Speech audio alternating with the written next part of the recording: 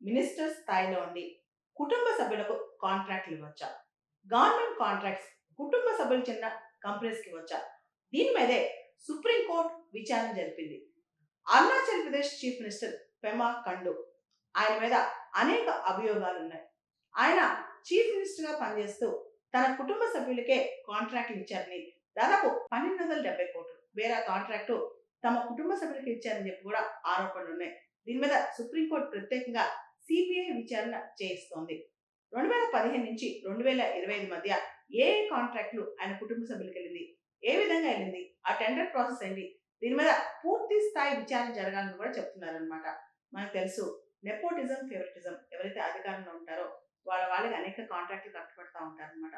ముఖ్యంగా డైరెక్ట్‌గా వాళ్ళు కాకపోయినా వాళ్ళ బంధువులు, చుట్టాలు, ఫ్రెండ్స్ వాళ్ళ పేరు మీద చాలా ట్రాన్సాక్షన్స్ జరుగుతుంటాయి. చాలా వరకు గవర్నమెంట్ కాంట్రాక్ట్స్ అన్నీ కూడా వాళ్ళకి ఎళ్తా ఉంటాయన్నమాట.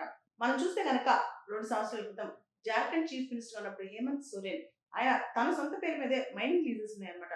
దాని మీద కూడా చాలా పెద్ద గొడవైంది అప్పట్లో. మనం చూస్తే గనక భారతదేశంలో గవర్నమెంట్ కాంట్రాక్ట్స్ కావచ్చు, లేదా పెద్ద పెద్ద డీల్స్ కావచ్చు, ఇవన్నీ కూడా క్రోనీ క్యాపిటలిజం అంటే ఎవరైతే పాలిటిక్స్‌లో ఉంటారో వాళ్ళు క్యాపిటలిస్ట్‌ని సపోర్ట్ చేయటం, లేదా వాళ్ళే క్యాపిటలిస్ట్‌గా మారి గవర్నమెంట్ బిల్డింగ్స్ అన్నీ చేస్తుంటారనమాట.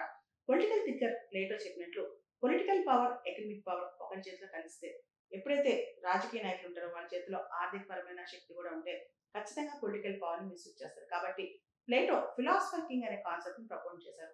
ఎవరైతే అధికారంలోకి రావాలనుకుంటారో, ఎవరైతే రాజు అవుతారో వాళ్ళు సన్యాసిలాగా బతకాలి. వాళ్ళకి ఆస్తులు కానీ, భార్య పిల్లలు కానీ ఉండకూడదు. అలాంటప్పుడే ప్రజలపైన ఎక్కువగా మక్కువ చూపిస్తారని ఫిలాసఫర్ కింగ్ కాన్సెప్ట్ చెప్తుందన్నమాట. కాబట్టి ప్లేటో యొక్క ఫిలాసఫర్ కింగ్ కాన్సెప్ట్‌ని మళ్ళా మనం తలుచుకోవాల్సిన అవసరం ఎంతైనా ఉంది.